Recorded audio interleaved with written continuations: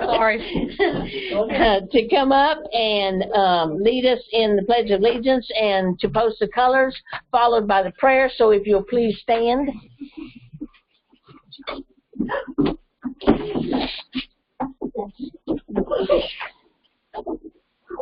Chapter 3, then arms.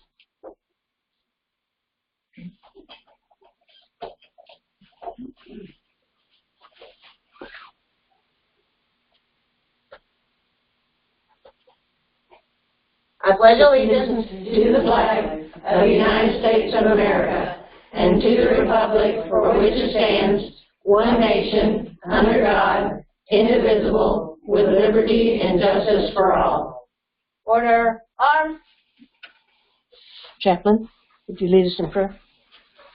Dear Lord, thank you for gathering all of our women here tonight and those who have joined us remotely. Thank you for bringing us this food and nourishing our bodies, our hearts, and our minds, and our souls with everyone being here together. Thank you for our visitors who are going to provide a wealth of information and motivation to help us continue with our mission and goals of helping our sister veterans. In your name we pray. Amen. Amen. Please have a seat.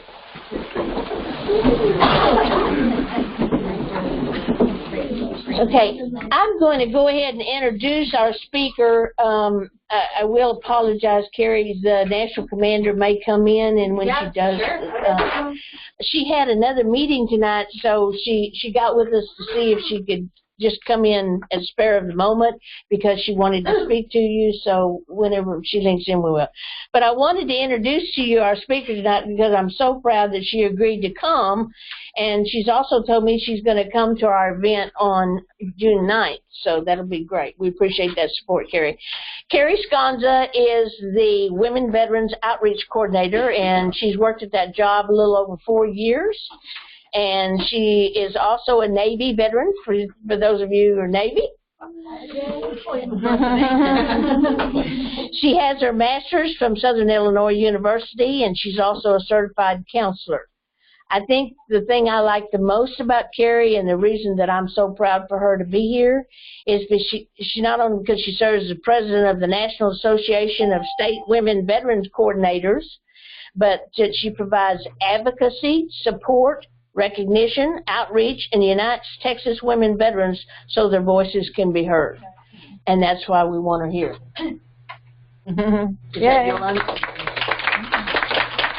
Just let me know when your commander comes on so I can get.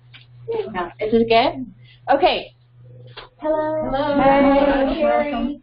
I've been with the Texas Veterans Commission for 5 years now. I was the outreach coordinator. I still do outreach for the state of Texas, but I also provide, I do rural veterans. So I have a needs assessment going on right now to find out the needs of our rural veterans here in the state of Texas. And if you want to ask, well, what constitutes rural? About 85% of Texas is rural, so all of y'all. And I also work with women veterans groups around the state of Texas to support them. And to provide them with any training or resources that I can to help them thrive and gain solutions. So I brought a little presentation today. It's here on the screen. I want to get through it a little bit quickly because I want to talk about some of the things that we're doing, some of the programs that we're providing to our Texas women veterans. So the Texas Veterans Commission is 90 years old. And it's governed by these commissioners, we need some women commissioners. So if you want to email TVC, info@tvc.texas.gov. These are our 5 commissioners. They're awesome. They're appointed by the governor. Mr. Cantu is our chairman.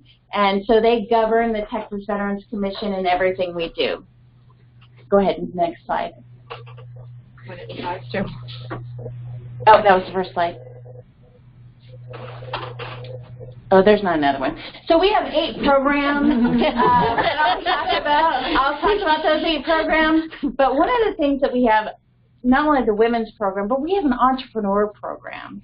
So if you ever thought about being an entrepreneur, or if you have a business that you want to grow, we have those resources available.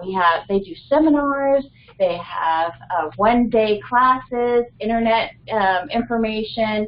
They can connect you with funding resources, business plans, whatever you need. It's amazing. And if you look up VetFran, I want everyone to write that down. VetFran is a bunch of franchises came together, and they give discounts to veterans, especially disabled veterans, out throughout the entire nation to help our veterans be business owners. So to get a list of all those franchises available, go to VetFran, just Google it, VetFran. Little Caesars waives the franchise fee for, I think it's 30 or more disabled veterans.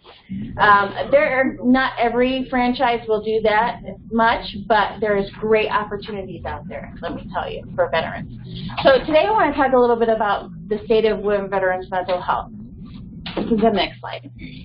So since before the United States was even the United States, the Revolutionary War, Deborah Sampson in the top left, she donned male clothing to fight for her country. She is actually the first documented combat female veteran.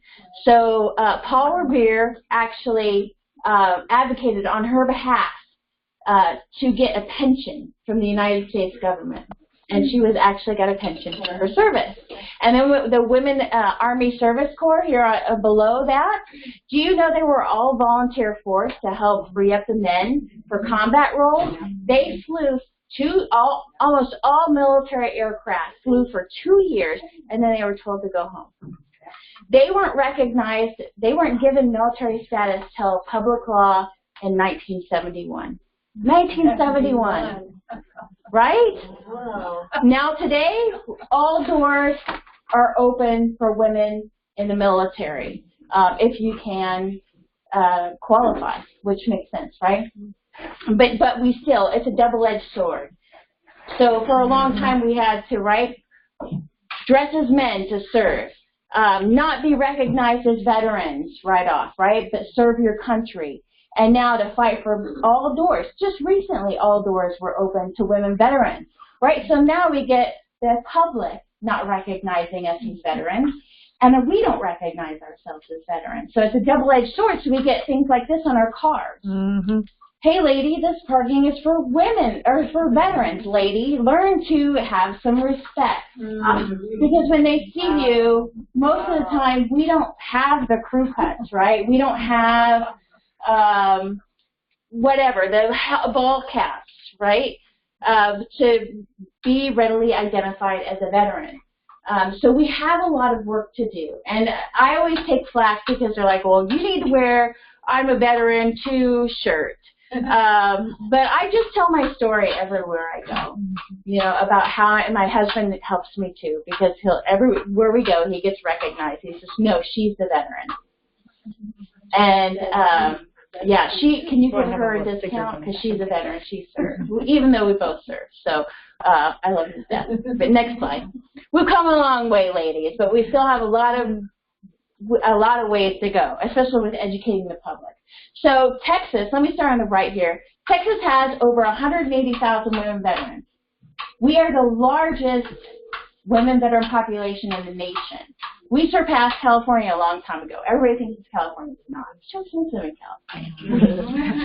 We have about 1.8 million U.S. Veterans. Have you ever heard of only less than 1% of the population ever served their country?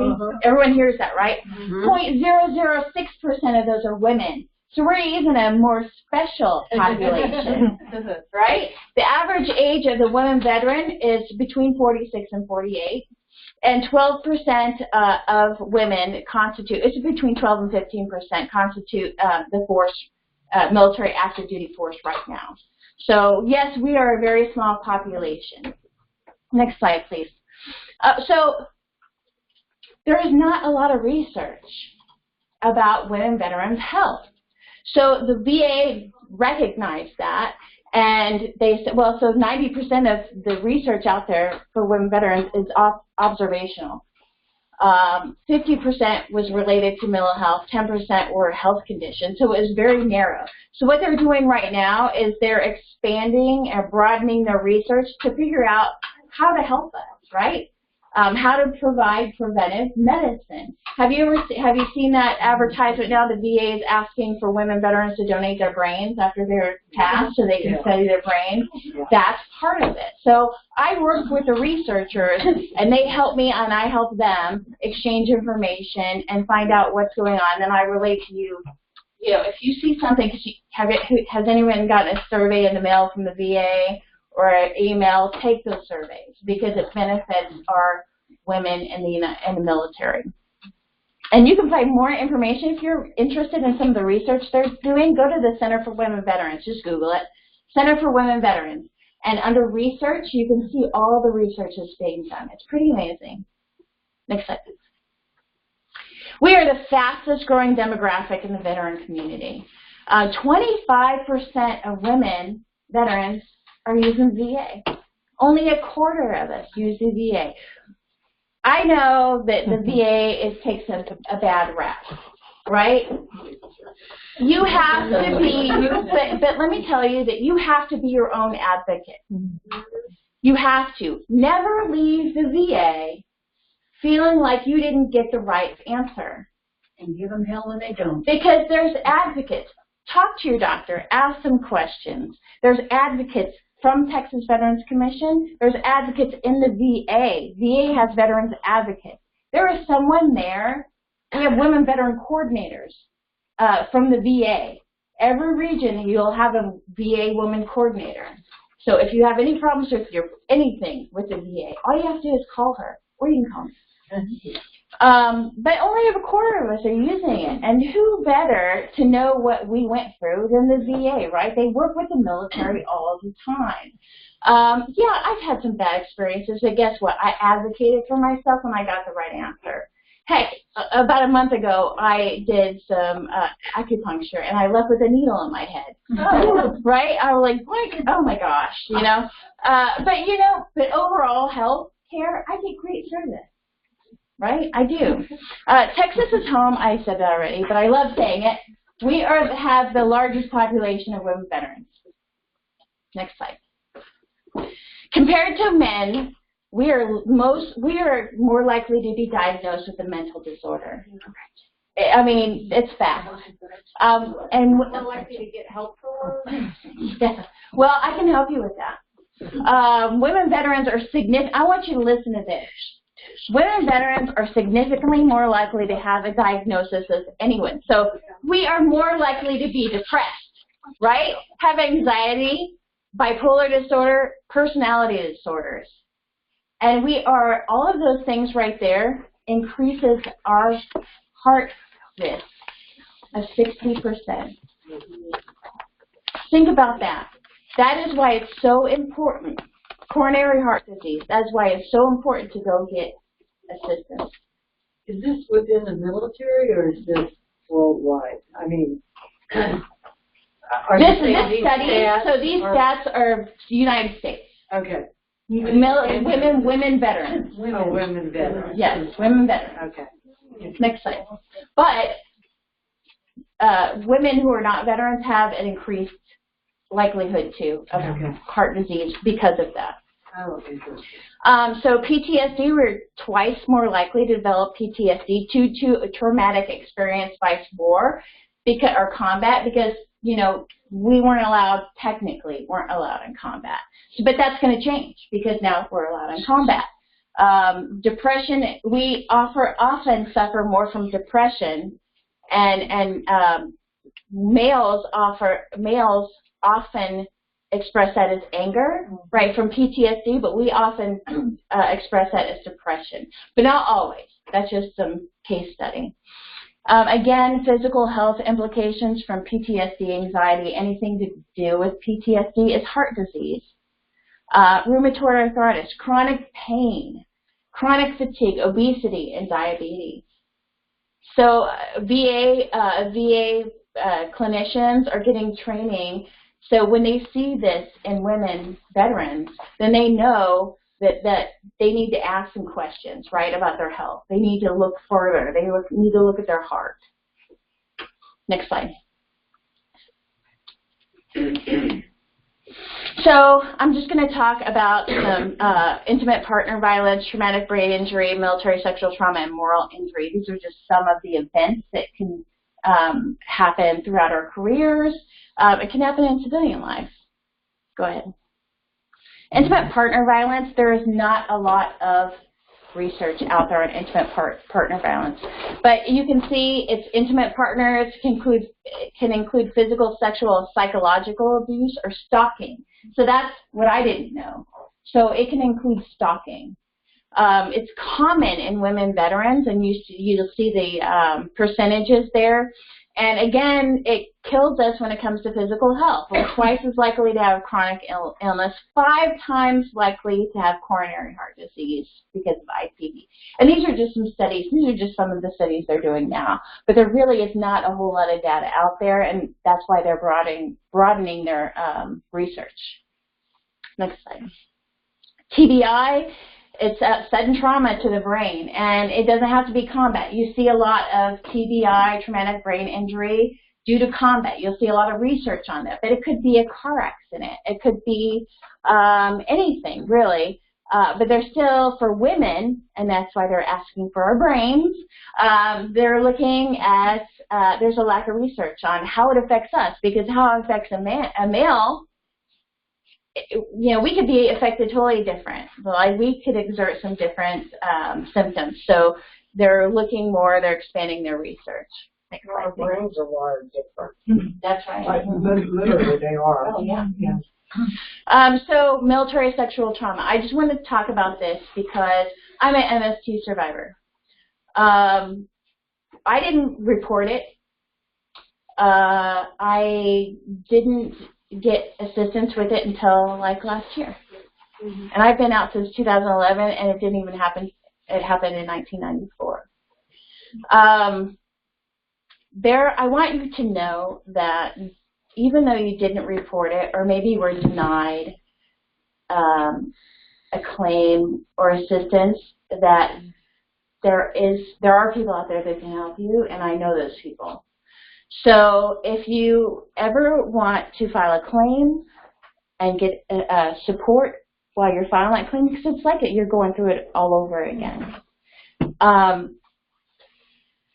you take my card. I can help you. I have counselors that are trained in MST. They're not going to hear anything new, right? They're not going to be surprised, but they know, right? They know how to file a claim even if you didn't report it. So 1 in 4 women enrolled in the VA report MST. 1 in 100 men report MST, and we know that's grossly underreported. Grossly. Yeah, it is. And so they say 80% grossly underreported, but I don't know where they get that data specifically. But we're trying to reach out to males. It's hard. I mean, it's hard for women. Yeah. Right? And I'm not just going to send you to an office. I have someone in each region that you can reach out to. So, you know, I guess it's more, you know, it's harder for men, apparently, because only 1 in 100 are reporting. And we're trying to change that. We're, again, more likely to experience PTSD and physical health conditions from that event. Next slide, please. Moral injury. And I know has anyone ever heard of moral injury? Soul repair? Yep. What did you say? Soul repair. Many people, you can talk about PTSD, MST, anxiety, depression all day long. It's very clinical, right? And it gets you here. But when you start talking about moral injury, that's the more humanistic approach. Moral injury is a damage done to one's conscience or moral compass when something happens to them, or they have to do something that maybe they don't agree with. And it's not that you disagree with your service. Maybe you were overseas and you had to you had to take casualties that were civilians and it was an accident. Maybe they don't treat their women and children or men with the same respect as you were brought up, right? Or maybe, you know, all of us were taught not to kill, right? It's a sin. That can tear at your soul, right? And many people, they need that clinical piece, but they also need that spiritual piece, whatever that may be for you. And so we offer moral injury training and support counseling.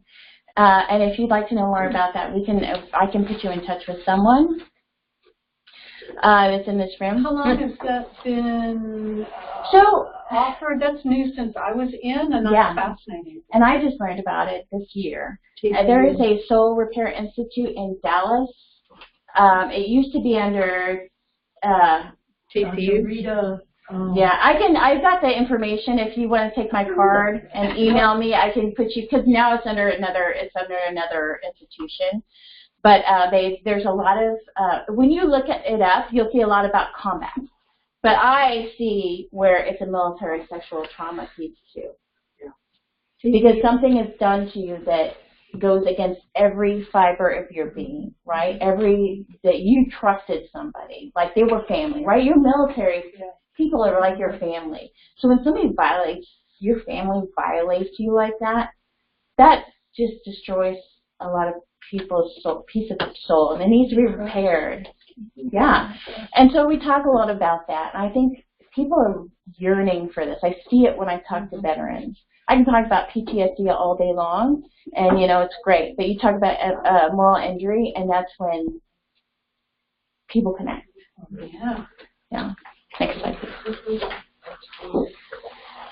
So suicide, it's much higher in women, especially with MST. We are seeing more gun suicides with women. There is an upswing in guns, and it's awful. And there's hotlines, and I'm going to tell you where you can. There's a couple of hotlines. I'm going to share this with you. Next slide. So our state resources. You have our Military Veteran Peer Network. Raise your hand. This lady right here, Ginger. Oh, there are volunteers in here too. Moral injury. Yes. There we go. Fantastic lady. Fantastic resources right here. The Texas Veterans Portal, there's a veteran app. You can download that. They can give you all the resources there. You can text vet. You can search by county, all the resources in your area. Our website is on TextVet.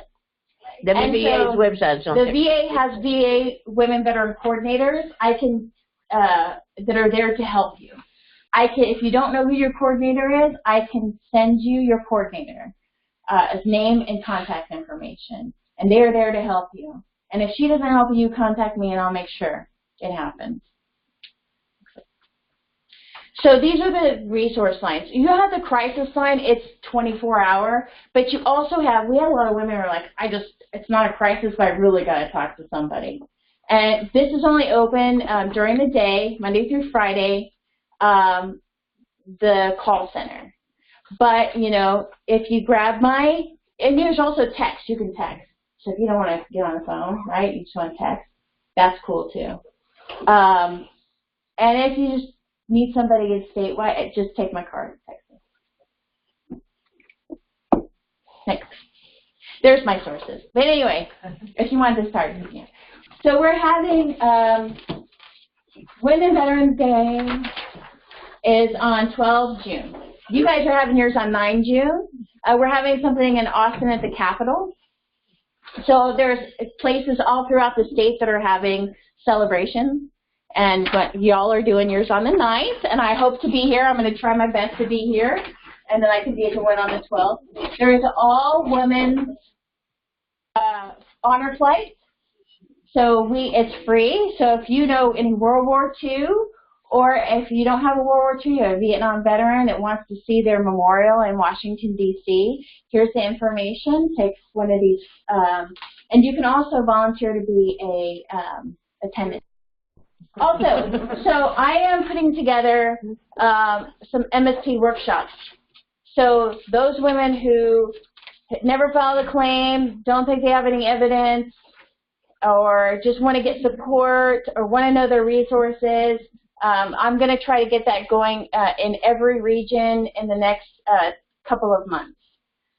You can go to our website. We have a Women Veterans Program, tvc.texas.gov. If you're interested in more information, my card is here. So if you'd like my card, if you'd like to know more about TVC and all the 8 programs, I have a flyer here. But if you have any questions, you can just reach out to me. Email is best because I'm always on the road because I work all throughout the state of Texas. And I brought y'all some Valentine's Day. So happy Valentine's Day because everyone needs a Valentine. And so please be my Valentine. Pass that around. And I also, if you put your name, I sent a sheet around. If you share your email with me, we have a Women Veterans Professional Network. I'll send you a link to it. It's for women veterans only. We talk about mental health. We talk about all kinds of stuff. And we have the needs assessment survey. So I'll send you 2 links, 1 email, I promise you. And then you can reach out to me on your own as much as you want to. But thank you for having me. I'm really happy to be here. And this is for Camilla. So this is our Women Veterans coin.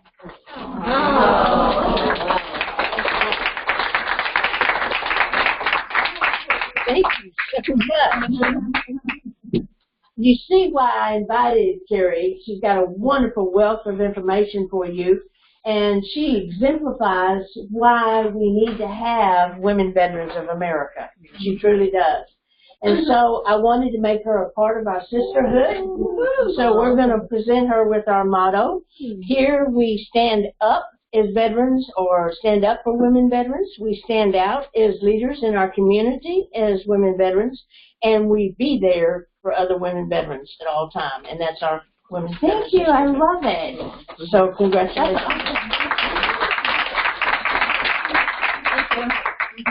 I'll be on it. Okay, I'm going to continue with the meeting by requesting that we have the minutes from last meeting read. Our adjutant is out tonight. She has the flu, and so we didn't want her to come. So Eva has agreed to read the minutes for us. So these are the meeting minutes for 9 January 2018. Opening, the meeting of the Women Veterans of America, Chapter 48, was called to order at 1900 hours on 9 January 2018 in Denton, Texas, by Commander Camilla Zimble. Gina posted the colors and led the chapter in the Pledge of Allegiance. It was reported that teleconference equipment is now working. Peter Vickery volunteered his time and expertise to get all of the hardware and software up and running for our meetings. Members and guests that are unable to attend the meeting in person can now remotely attend future meetings. Minutes of the November 2017 meeting were read. Susie Drake asked that the current number of paid members be corrected to 35. Motion was made to approve the minutes as read with changes. The minutes were approved. The financial report were as follows. Deposits for December were $2,974, and expenditures were $3,232.92. There's an extra digit in there, so I'm hoping I read that number right. Yeah. Ending balance as of 5 January 2018 is $2,419.72.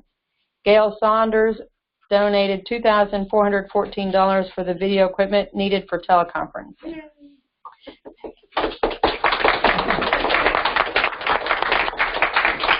Susie Drake gave the membership report. 4 new members joined in the last month. The chapter started with 6 members and is now at 48 members. Eva Fulton gave the chaplain social services report. A new financial assistance form has been created. It was noted that the WVA 48 will be a resource for women veterans while working with other agencies such as Catholic Charities and the United Way of Denton. The following were submitted as goals for 2018 by the commander. 1, a woman's honor guard to show support for women veterans at funerals, etc. Anyone can be in the honor guard without having to be a member of the honor guard committee. Gina Smith, chair. Number 2, to hold 2 recruitment and family events during the year with the goal to have 100 members by the end of 2018. Susie Drake, Chair. To develop a fundraising committee that will hold 2 fundraising events during the year. Belle Small, Chair.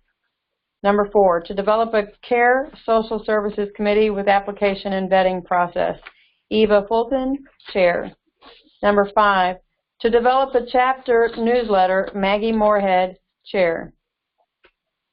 The next item is the angler fishing retreat offered by Patriot Anglers was held 12 to 14 January in Beavers Bend, Oklahoma.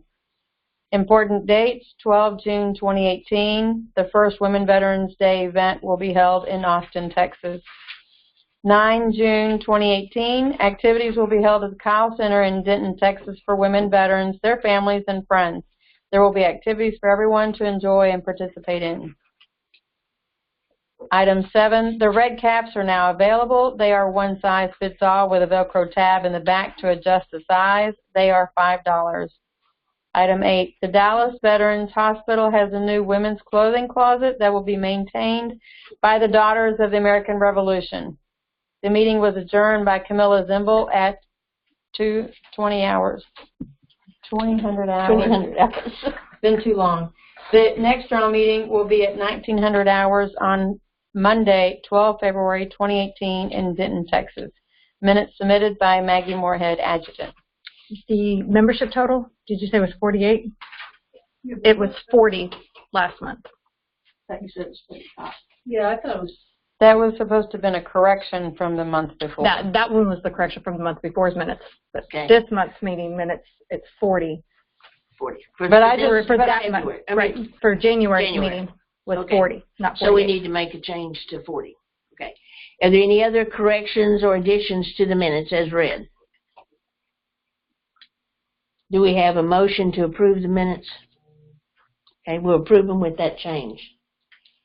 and this is, you know, there's an extra digit. That's the only Okay. thing that we need to get clarification Yeah, on. because there's too many digits. numbers in there. Yeah. All right. Thank you. Thank you, I Eva. wasn't misreading. Okay, so we'll get an update on that finance report right now from our finance officer, Bill Small. Well, good evening, all. In the month of January, we brought in $795, and the largest portion of that was $500 from the WVA. What an excellent donation. And that was for our social services headed by Eva. So that was really wonderful to receive that. We had little expenses. Our expenses only totaled $174.39, which included renewing our mailbox. So our current balance in the bank, and I'm very pleased with this, $38.55.58. We're doing lovely, as you see all these people here, and everybody is pretty much paid up, so we're doing really well. Really appreciate everyone. Good, thank you. Susie, will you give us a current membership report? I will. So our current membership report is we have 50 paid members. We just hit 50 tonight. Tonight. Already we're halfway there. And we actually have a total of 59 names on our roster, but those 9 are ones we haven't received the membership form or payment from. So if that just gives you an idea. And Sometimes some people pay and then they don't send the form in, but we have to have everything in before we can actually count them. Okay, so that's why our roster lots of times shows more people than we actually can count. Okay, but we have some that we know of who said that they want to join, but they just haven't got their paperwork or something in. So since January 20th, we've had 10 new paid members. Applications and all.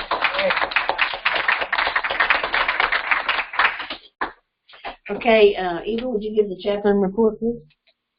So I had one escort to a CAP exam for an MST victim. 2 home visits, 1 condolence went out, 2 phone calls. I attended 1 conference and helped some ladies there.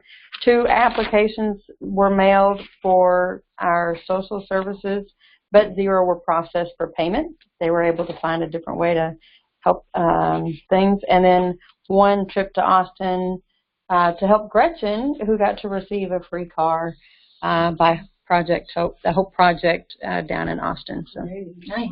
I was all over the place. She frequently is. Okay, we also had the first meeting. Our several of our chairs have had their first meeting, so they'll be telling you as we go along about the update of that. But I wanted to have our Sergeant of Arms report on the first Honor Guard meeting. This is a process that's going to take some time. And if you're interested in volunteering for this Honor Guard, you probably need to see Gina after the meeting, okay? But I'm going to have Gina give you a little update on the research we've done so far and where we are.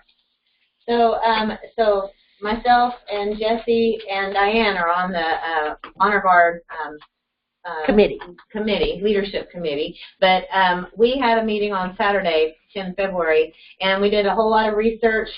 We kind of calculated costs of about what it's going to cost. So as Camilla mentioned, it's going to, we need to raise some funds, probably just for the Honor Guard committee.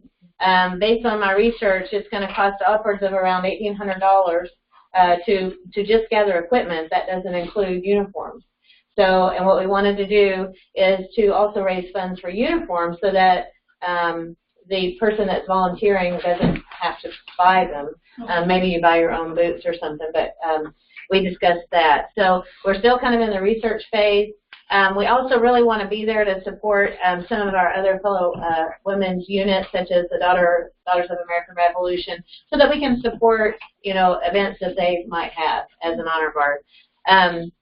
We also are looking for at least 6 volunteers, people that want to be a part of the Honor Guard, not necessarily the leadership role if you don't want to do that, but you know, at least come and volunteer to be trained.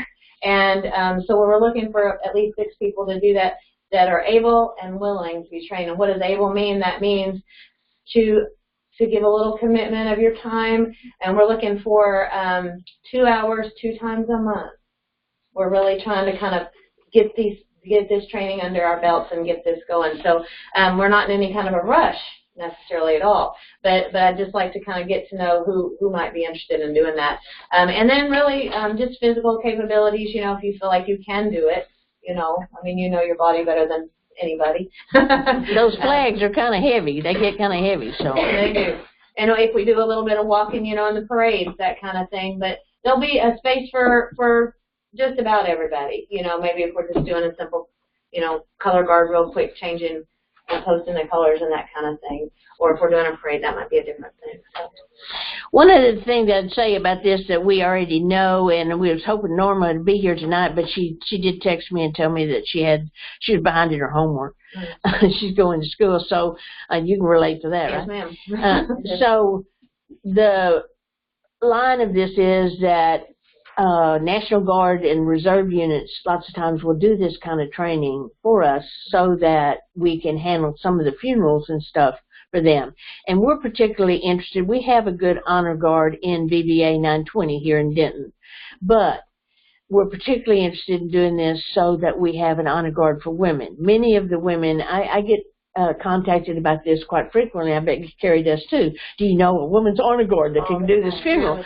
The particular veteran wanted a woman's Honor Guard, as I do when I die. You need to find me when I die. You need to find me a woman's Honor Guard. Hopefully WVA. Not anytime. Hopefully WVA will have one by then. So, you know, I do think there's a place for us to do that. We're not trying to reinvent the wheel, but we have some research yet to do before we'll be up and going. So you need to be patient with us on that. It takes some time. And like she said, we need to do some fundraising. So, okay. Some calendar events that are very, very important. I need you to put down in your calendars now, March 3rd. And if there's a rain, that rain date will be March 17th. Is the day that we're going to participate with WVA 920 at the Antique Car Show. And they're allowing us to run the hot dog stand and sell the hot dogs, which I think will be a real fun event for us, but it'll also give us a chance to bond with our brothers at WVA 920, which is a very strong, recognized veteran service organization here in Denton. and they are allowing us to get all the proceeds from the hot dog stand, and the food is donated for us, so we're not even having to pay the price of food. It's going to be a nice little fundraiser for us, and I think it'll be fun. And Chili's donated. well, no, I don't know. So I'm going to that's what I'm going to do now. I just want to tell you what the event was.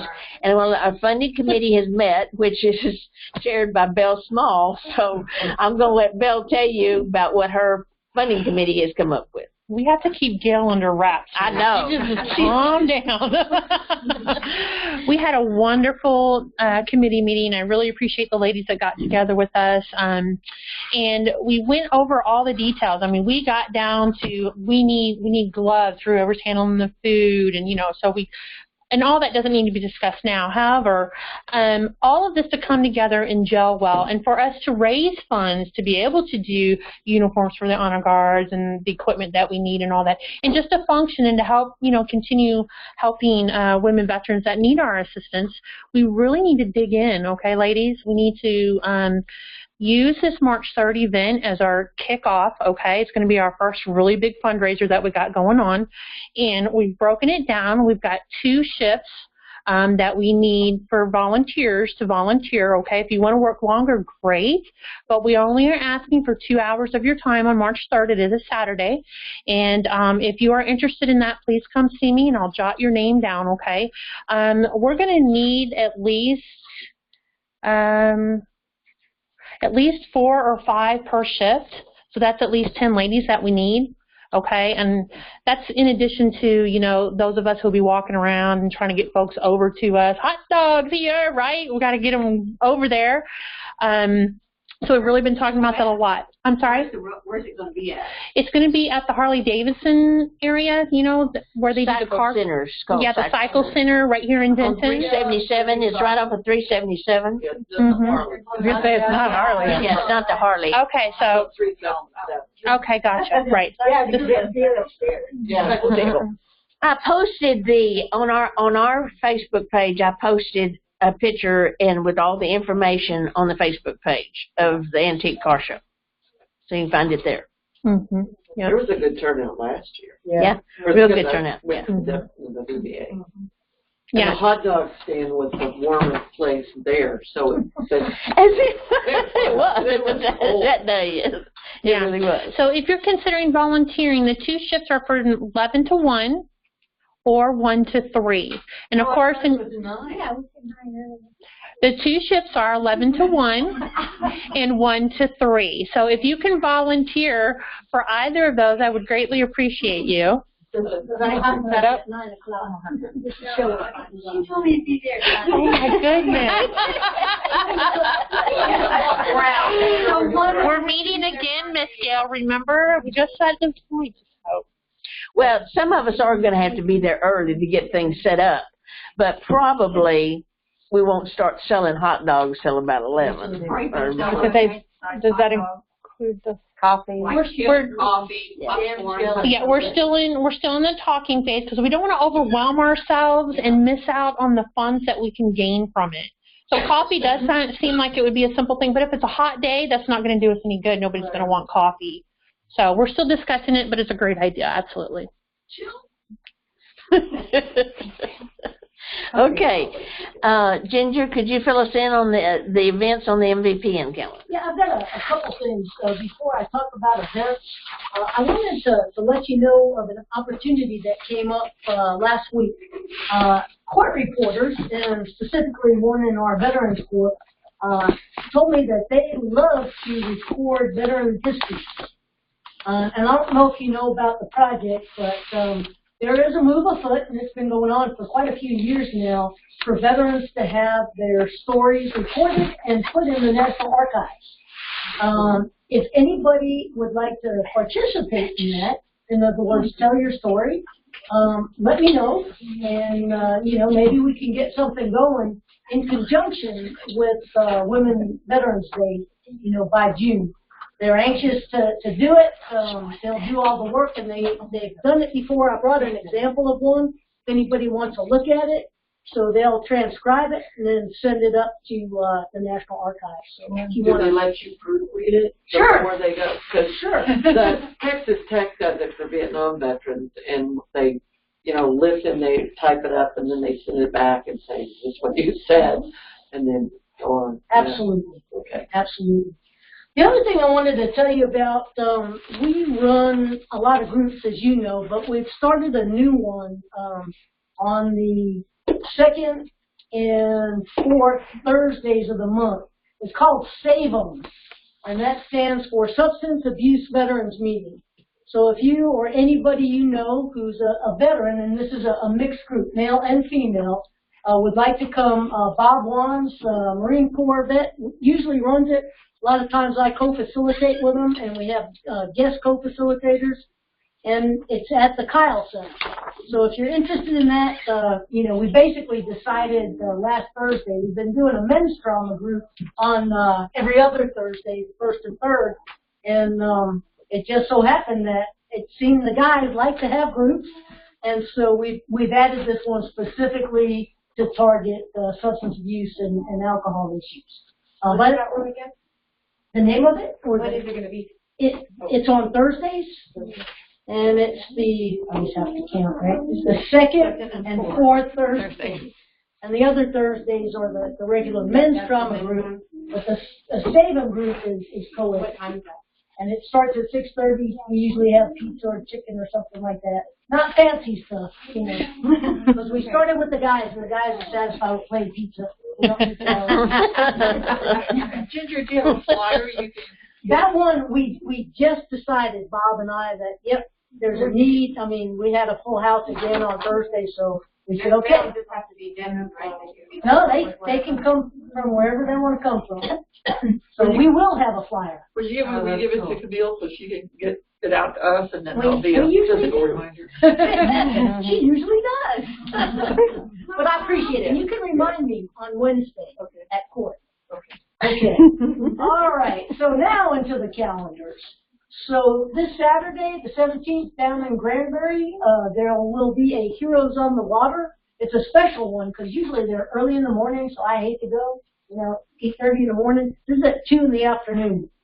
If you're interested, let me know. All right. What is it?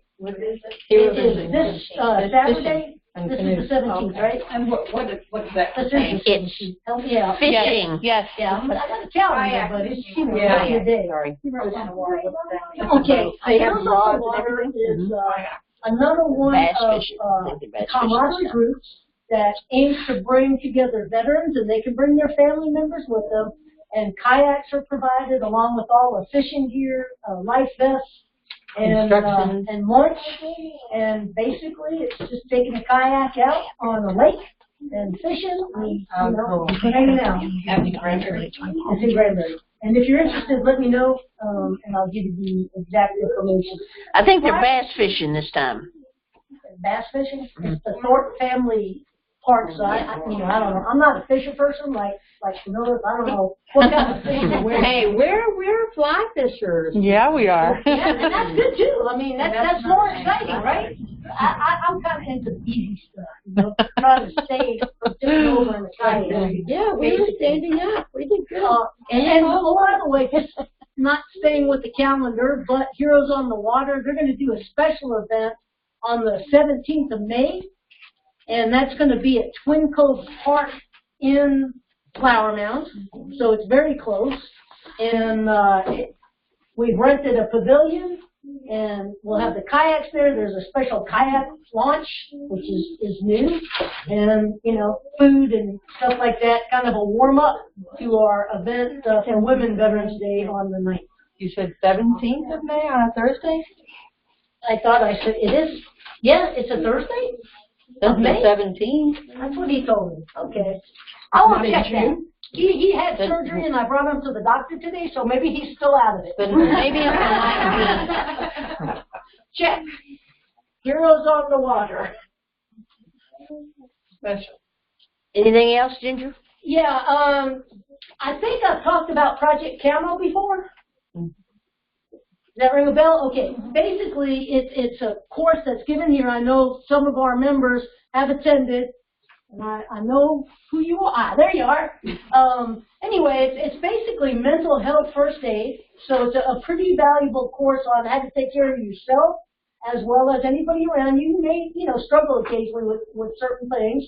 And it also brings in local resources. So I do a little pitch on NDPN, the Veterans Coalition's there. The Texas Workforce Commission has Dennis Aaron, who's actually a Texas Veterans Commission Veterans Employment guy. And then Texas Women's University has a rep to talk about, I don't know, I never sat through there for it.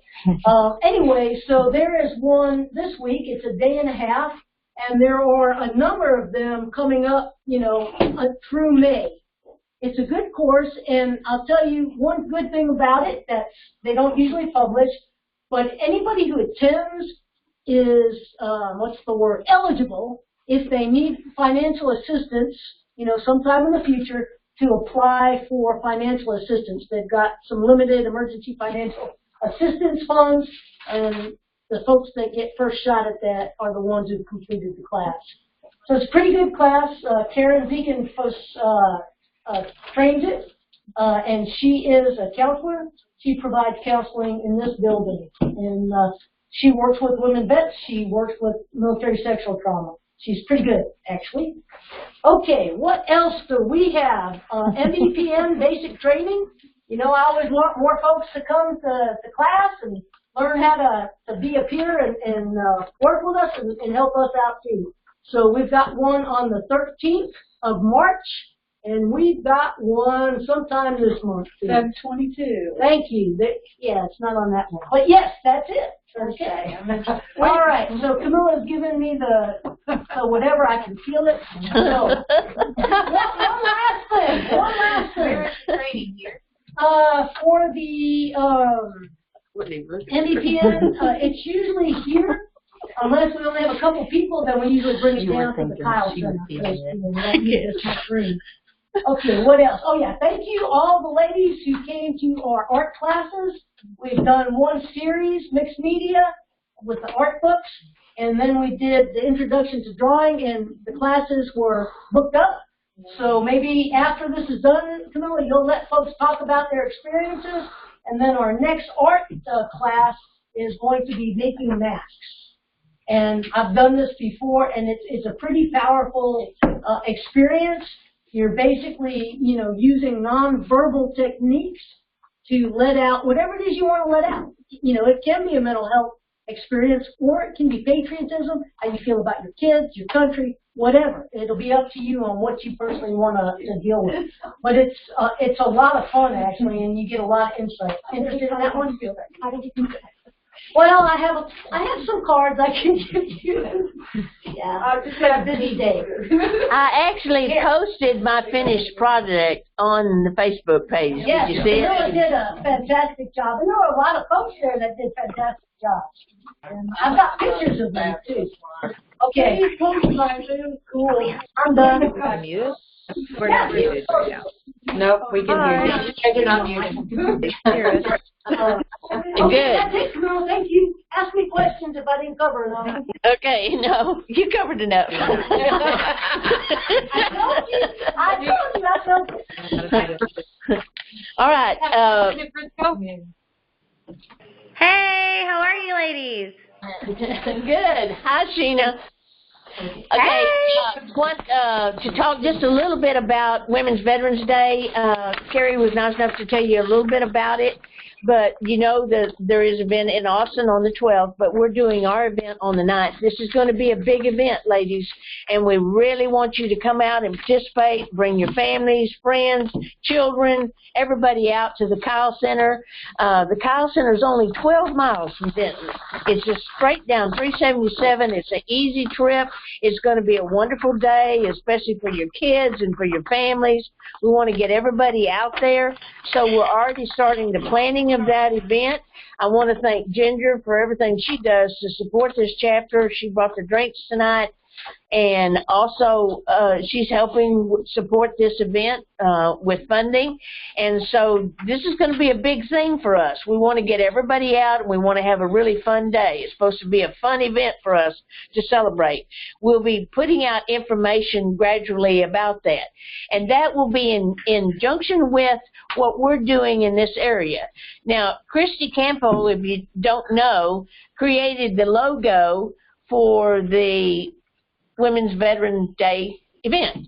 And she's also going to be our representative in Dallas. VR Small at the center is setting up some things in Dallas for the 12th. So if you want to participate in Dallas on the 12th, we will already have had our event, and you can go down there and participate. So I'm going to let Christy tell you just a little bit more about what she knows about that at this point. I know nothing. Well, the launch is on the 21st, and she will go to that meeting, and she'll have some more information. But I think they're doing some marches, and they're going to have some parties at different parks and stuff like that. So she'll keep you abreast if you want to go down to Dallas and participate in that on the 12th. If you don't want to go to Austin, I'm probably going to Austin. I'm also designing the website for Women's Veterans Day.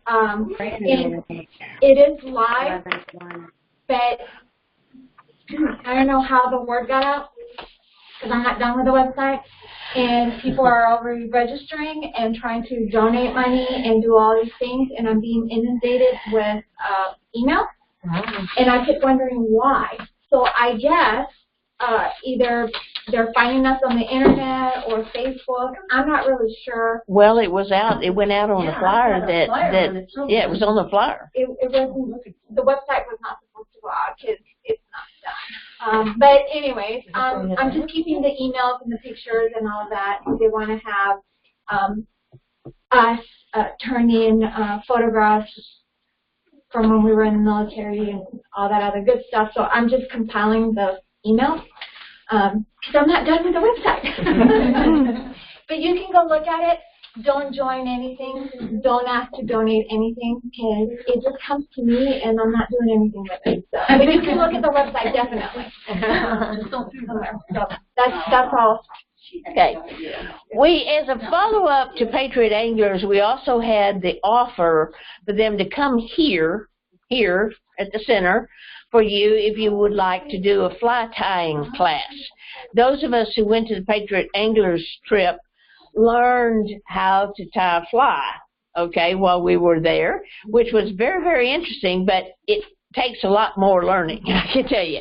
Well, so they contacted me to tell me that they would offer us a class and come here if you wanted them to, but we need to find how many people would be interested in doing that. I do not have a date. I think we could negotiate the date. We could do it, maybe before the meeting or, something like that. But how many would even be interested in learning how to tie a fly? May I insert here?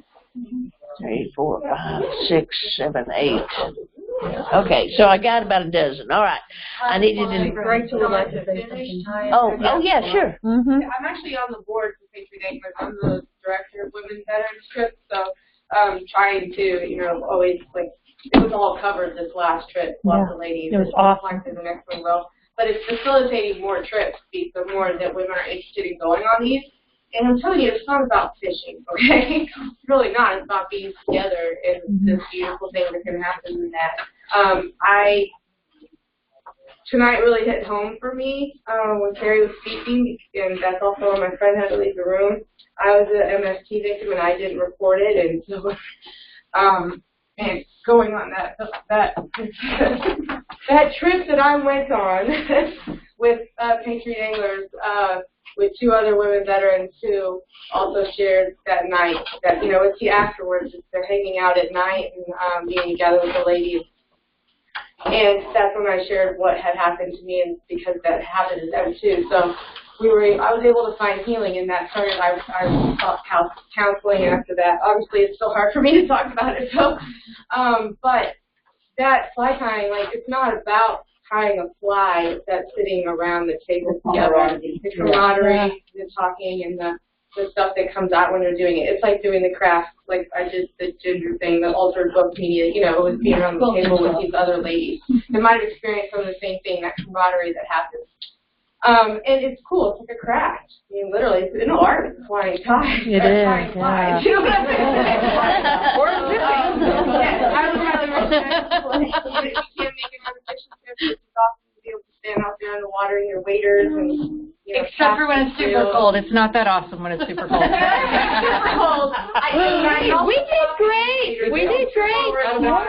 Water goes down inside them, and it's very cold. But yeah, I highly recommend it. And I think that if you were to do something like that, don't rush it before a meeting or something, because it needs to be able to happen. Yeah. Maybe on a Saturday or something, or you know, potluck meal, and everybody comes and you sit around and you do something like that, and it's cool stuff. So, mine's great. Okay. Thank you, Rachel. And thank you for being brave enough to stand up and tell us about that. And that brings me to my next part.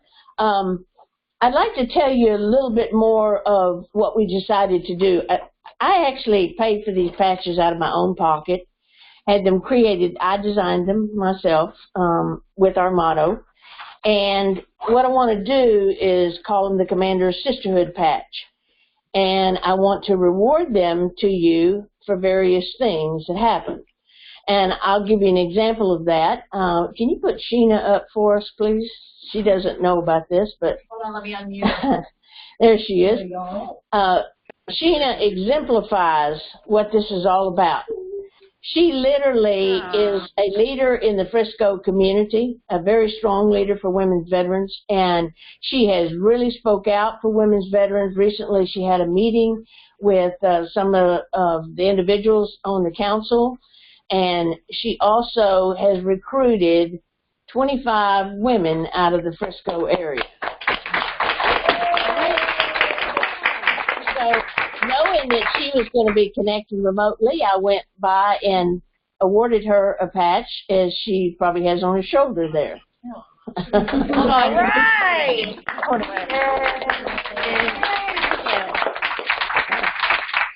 The only other people that I've given a patch to so far are also exemplify what this is all about, and that's your board members. Okay, and they have done a tremendous job for me, and I have to tell you that I do have to call upon them quite frequently to do things. I don't know what we'd do without Susie down there running all the technical stuff, but that's not all she does. She also takes care of all the membership things. And you already know all the things that our chaplain does, and she's also recruited several members, by the way. And what the patches are going to be about are things that these board members has exemplified. Belle has recruited several members, and I cannot tell you the hours that she puts in with me as we deal with finances and tallying the books and auditing and things like that. And you already know about the meeting that Gina had and the hours she puts in doing things. I'm telling you, it's work to do this kind of stuff, and they have certainly exemplified that. So I made sure that they were all awarded one, and they have them, but they don't probably have them on yet. I will tell you they're iron-on patches, but you're going to have to tack them. The sticky on the back of it's not that good, so you're going to have to patch them. But there are a few more that I want to award tonight. I also gave Sharon Bosley one. If you don't know Sharon, that's her. If you just knew what the work that this woman does for veterans. She is a volunteer in the Veterans Court. She is a mentor for me, a sounding board lots of times. Just tremendous leader in the Denton community. I know that you could attest to that. So I have awarded her one as well. Okay, but I want to bring up a couple of other members that I want to give one to, and I know that you know that they deserve them. The first one I'll bring up is Belinda. I know she doesn't want Don't roll your eyes. But I'm going to tell you why she deserves it so much. There's so many things she's done that you don't know about that she does underneath, from cooking cookies to making sure we have funds. But the thing that has really touched my heart about what she has done is the help that she's given to a lot of exemplary help that she's given to a lot of our women veterans. Out of her own pocket, going and shopping for stuff for our homeless veteran to put in her home, going and shopping for clothes for one of our veterans' children. I cannot tell you the things that she's done. So, Belinda, would you please come up and get a sisterhood patch?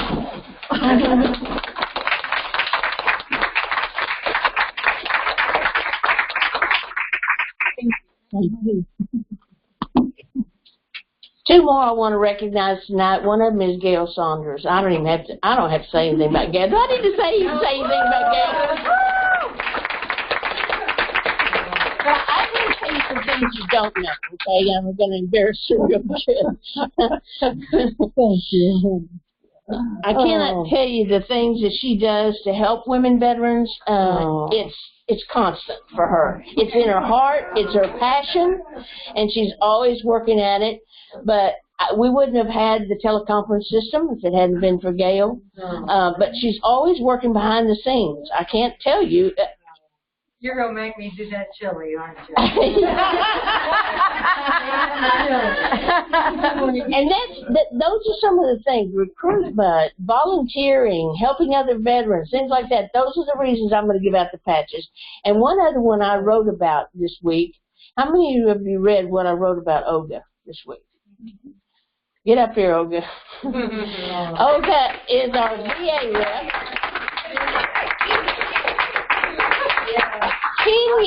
10 years this woman has worked, over 10 years, right? Yeah. She's worked at the VA hospital with no pay. Worked there with no pay. Okay, constantly helping our women veterans. She's our VA rep, which is part of our goals, and I cannot tell you the day she gave me the other day when we went out to give women veterans Valentine packages. What a day. I was so blessed. But it was mostly about her.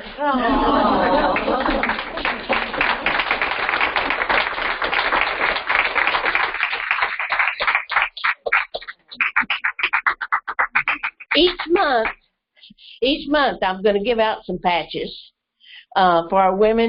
So what I want to encourage you to do is to stand out. Stand out as a leader, as a woman veteran, and be there for our other sisters. Bring them here. I cannot tell you how much we need our women to come and be a part of this, okay? It's a good thing for them. And that's what these patches are all about, okay? And by the way, for those of you who don't know, you need to put them on your right sleeve because this goes on your left sleeve, okay? So you need to put them on your right sleeve. And it's not just for veterans. It's for women who help veterans. That's the reason I wanted so much to give Carrie one, because I cannot tell you the work she's done. And there's other ones like Ginger, but Ginger probably wouldn't take it anyway. She's so humble. But anyway, we'll get around to that. Okay, one other thing that I wanted to bring up, I was hoping by now that the national commander would be connected on, but we haven't heard her. She's not, but she's at another conference, so.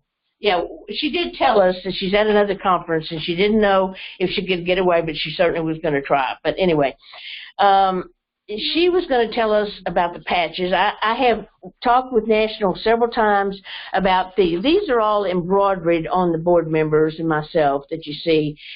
And I do have an embroidery pattern set up. I paid for it out of my pocket, so all you have to do is just take it there.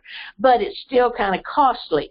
And they're supposed to have found a person to handle the patches out of National, and she was going to send us a care package with patches and membership cards, which I checked the mailbox the other day and not there, so I was hoping to ask her where they were. But just hang on, because we hope to get the patches so you can put them on the hats. We do have found a very inexpensive hat manufacturer, and National liked our hats so much they have adopted them. But basically it's Velcro, so one size fits all. This is what it'll look like when it's done. Okay. We would like for people to buy those hats. It's not mandatory, but they're $5. If you want to order one, be sure and put your name on the list up here tonight so I can order it for you. Okay, so you have a patch. The shirts or our uniforms can be red, white, or blue polos. Okay, and then of course jeans or slacks. This place we found to get them was, navy. Well, also Sheena texted me last night and told me she found something, a bunch of them at Academy Sports and Outdoors for $5, red, white, and blue. I got mine at pennies for $5. I have a source for anything that we need like that. So anything that has to do with our chapter. It's another veteran organization, and he does all promos. And they can probably give us a really good discount, or they can do them as one-offs, which is like free. So he can work for what? The patches or for the shirts? The shirts. So if we wanted like pants, if we wanted hats, if we wanted anything like that with the patches, they could do it for us. Oh, I see. Okay. Or stress balls even. Do they do that? Yes. They do everything. They can put a logo on there, and so I can put you in contact with him. Okay. And see Good. what he can do. Thank you. Yeah, appreciate that. Okay, so I wanted to bring that up because several people ask me constantly about, well, what's our uniform? The only uniform we have is the polo shirts, basically, with this on the left sleeve, okay? You do not have to put this on. Only the officers have to put this on. That's up to you. It's mandatory in the bylaws for the officers to have it so you can identify us, okay? But not mandatory for you. So you can do like Diane. You can put the patch either here on your chest or on the left sleeve. It's up to you because you don't have to have anything but the patch on. That brings up a good question, though. For the fundraising event, will the people volunteering need to wear red, white, or blue polo? Well, we would like for you to. It's not mandatory. No. It's not mandatory because we understand that we don't pay for them, so it's not mandatory for you to volunteer to do that. No, but if you have a red, white, or blue polo, wear it. I mean, that would be helpful. Okay. But it's just WVA on it. Yeah, it doesn't matter. I got a pin we can put right over it. I got one in my backpack. We can put right over it. Got some liquid paper.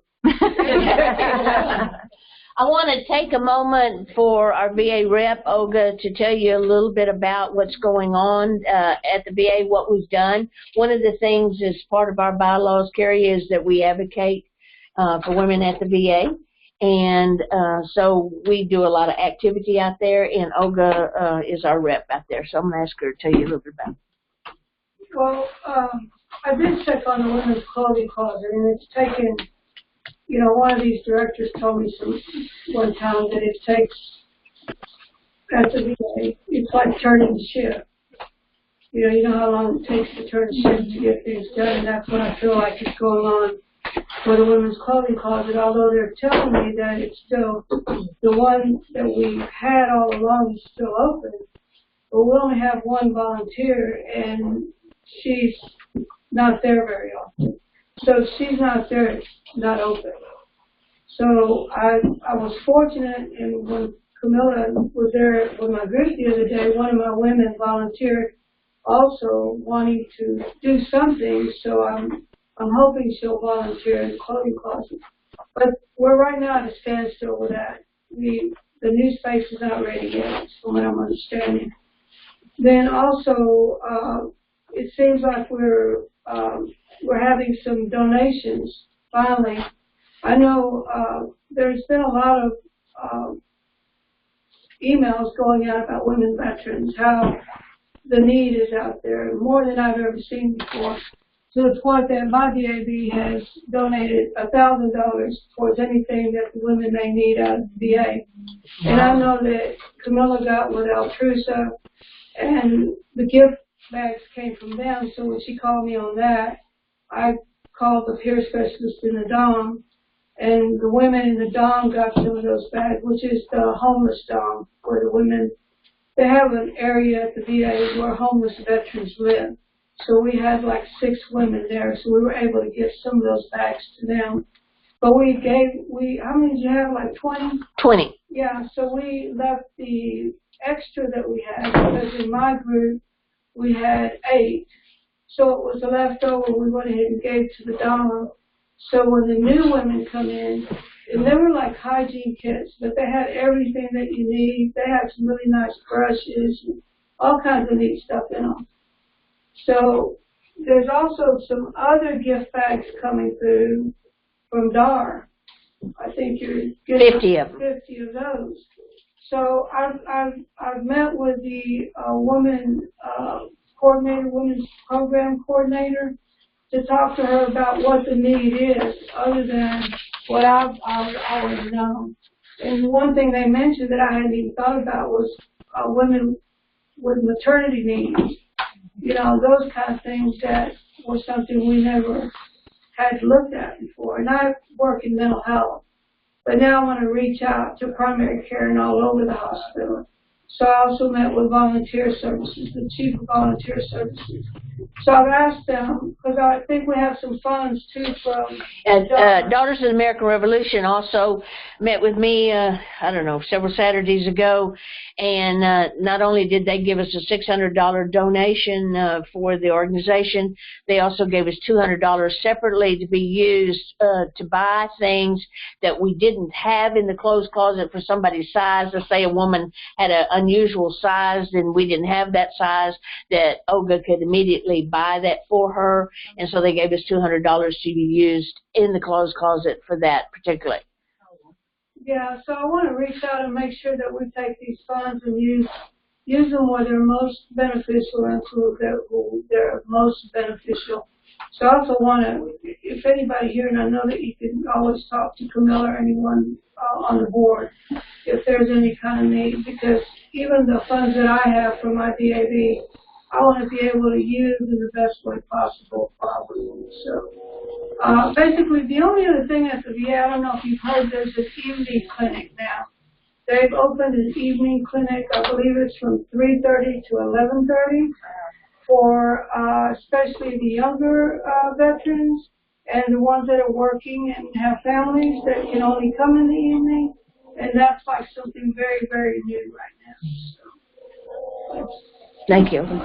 Yes, ma'am. Can we start on a monthly basis bringing clothes from our own closets and donating it? We don't think we can do that yet because we haven't got it set up, number one, and we already have quite a bit of donations from DAR that we're having to store, okay, and until we get the closet set up, and they also have required that we have a list now of exactly what can be donated.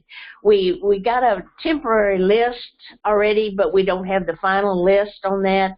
So no, let's hold off on that yet because Olga and I don't have, I mean, my garage has already got lots of stuff stored in it that's been donated. Okay, that we just can't get over there yet because the closet, they're still working on the closet. So. I think the one thing that's really, really needed that we can't seem to ever get enough of are shoes.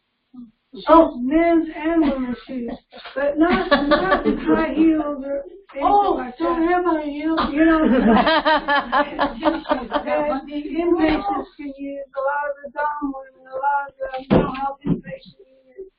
All these people that are just right there that need, you know, casual shoes, we can never get enough of that. Ever. Yeah. Okay. Are there any other questions or reports that anybody wants to give? Yes, Rachel. I have a quick question on this. This is about Carrie about the honor flight. Yeah. You kept passing it around. It said eligible counties for backstrap. Yeah, I was going to tell her. I was going to tell her that we're not eligible on that. Okay. Because I would be going if we were. Yeah. You know what? Eligible by each county. Let me find out because they do make concessions if they don't have a full plane. You find that out because there's some Vietnam veterans here that want to go. So I'll find out. A lot of times it's like, say they don't get enough World War II veterans, then they'll start going up in era, and that's the same with counties. My friend's actually on the honor flight often. Hey Camilla, this is Sheena. I'm so sorry to interrupt you. I know can you hear me? Yes. Can you hear me now? Yes. I just wanted I'm so sorry to interrupt. I know I initially said that I wasn't going to give like one of your patches tonight, and I just wanted to give one if you don't mind. Because Larcy here has been unbelievably just supportive and kind of rallying the troops to try to get participation in our area. And I don't know why it slipped my mind, but I just wanted to kind of tell her thank you and of everything that she's done and kind of show that random kind of exemplary act of kindness with regards to our fellow sisters. Okay, thank you. There you go. Yeah, Carrie, I wanted to tell you about that. I was going to tell you after the meeting that there are, I know myself and other women Vietnam veterans here who would be very interested in that if they extend it. And I know that I don't know if it was the last flight or the last women's flight, they were having a hard time finding World War II not eligible, but they could go. So they would extend the county. So I'll find out what the status is, and I'll email Camilla and let her know so y'all can, we'll know the status. Okay. I encourage you, if you're not on a committee, to sign up for one tonight. Each of our board members are committee chairs, and I told you who they were, but if you'd like to serve on a committee, we certainly need you, okay? These things are a lot of work. It's a lot of work to raise money. I think that we're very solvent and doing well, but we do have expenses, and a lot of the money is designated to help other women veterans. And so we need to keep our account up, so we need the volunteers serving on those committees. So I encourage you to do that. Our next meeting date is March... I haven't met with my committee yet. Neither have I yet. So feel free to come and see us after the meeting. Okay. Any other questions or reports? Okay, our next... Rose met with her committee, and she's already got her second meeting set up with her committee. I know. I just want to say. Yeah, I just want to say. Just want to say. Yeah, she is. Belle's all over it. She is. Yeah. She's doing a good job. The entire board is doing a good job, I assure you. Okay, our next meeting date is March 12th at 7 p.m. Sergeant of Arms, would you come up and retire the colors? Please stand.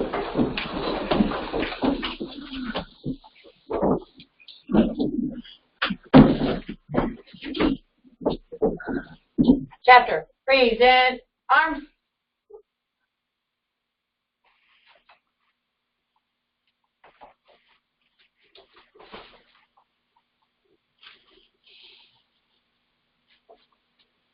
Order, arms. Okay, meeting is adjourned. Take some candy, y'all.